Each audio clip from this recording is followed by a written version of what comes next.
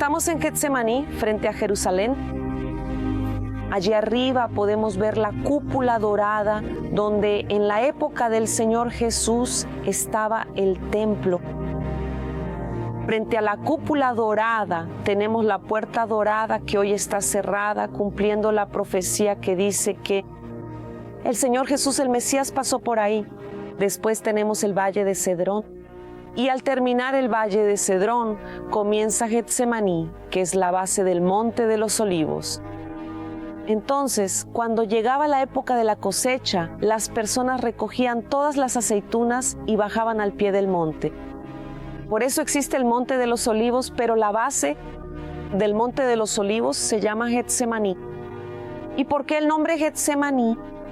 Porque en hebreo Gat significa prensa y Shemen significa aceite. Entonces el nombre Getsemaní en realidad significa Gat Shemanim, que quiere decir prensa de aceite. Las aceitunas eran llevadas todas al Gat, que era redondo.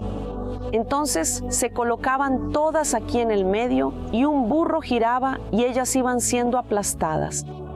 Y se quedaba allí aplastando hasta convertirse en una pasta. Esa pasta se colocaba dentro de una cesta.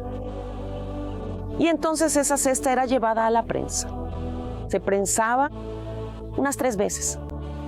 De un lado colocaban las cestas una encima de la otra. Podían colocarse de 7 hasta 10 cestas apiladas una sobre otra. Del otro lado estaban 3 grandes pesos. Entonces se soltaba uno y así se generaba la presión. Esta primera presión cuidadosamente extraía ese primer aceite puro y de alta calidad, que era el aceite más puro, un aceite aún oscuro, espeso, pero completamente puro.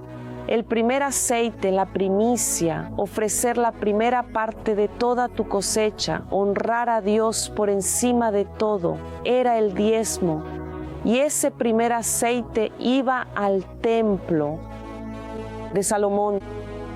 Este aceite era usado especialmente para ungir a los reyes, a los sacerdotes y para el candelabro de 7 brazos que había dentro del templo, donde todos los días este aceite puro debía ser colocado en los 7 brazos para que el candelabro nunca se apagara. El primer aceite, después el otro peso, y entra más presión entre las cestas.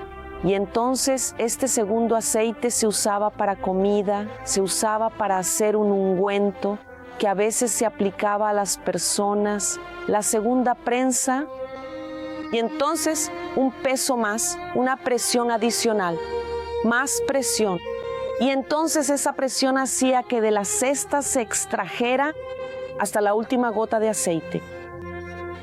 Entonces este último aceite que ya salía no tan puro y también salía con algunos restos del hueso de la aceituna, de la cáscara de la aceituna, ya no era un aceite tan puro como el primer aceite. Así que este aceite se usaba para otras cosas, para hacer perfume, para hacer jabón, jaboneta con la que la gente se bañaba. Y lo principal, se usaba para encender las lámparas de aceite, porque en aquella época no teníamos lámparas, no teníamos luz eléctrica. Eran las lámparas de aceite. El aceite se colocaba dentro de la lámpara y se encendía. ¿Por qué el tercer aceite era para la lámpara? Porque después de la tercera oración, el Señor Jesús se transformó en la luz del mundo.